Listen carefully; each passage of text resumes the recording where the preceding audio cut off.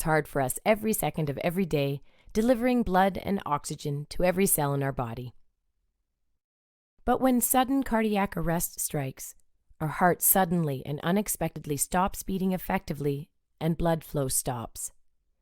Without any intervention, the brain, vital organs, and our heart will begin to die. Beginning CPR is the person's only chance of survival.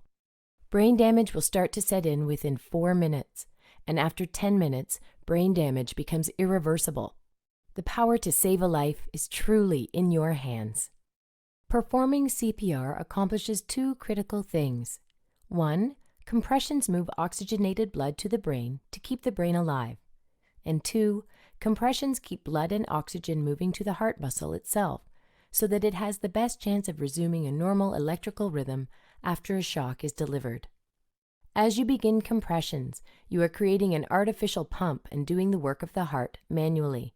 With each good, effective compression, you are building up pressure in the system, which will move blood around the heart and up to the brain.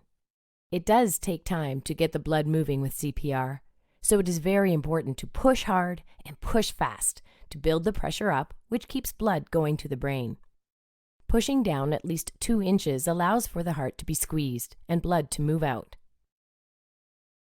Pushing at a rate of 100 to 120 compressions per minute is necessary to keep blood pumping.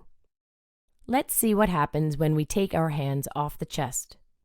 Blood stops moving to the brain. It is for this reason that if you are taking your hands off the chest to deliver breaths or switching roles, it is critical to minimize time off the chest. Watch what happens when we don't push deep enough. Blood does not reach the brain.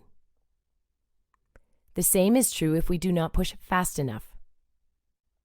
Watch what happens when we push too fast. The heart does not have time to refill with blood, therefore not enough blood gets pumped out.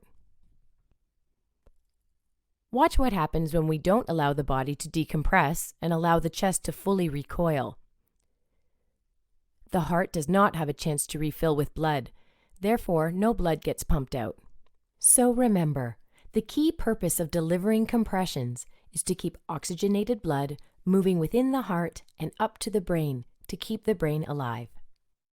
We need to push hard and push fast in the center of the chest. If ribs break, that's okay.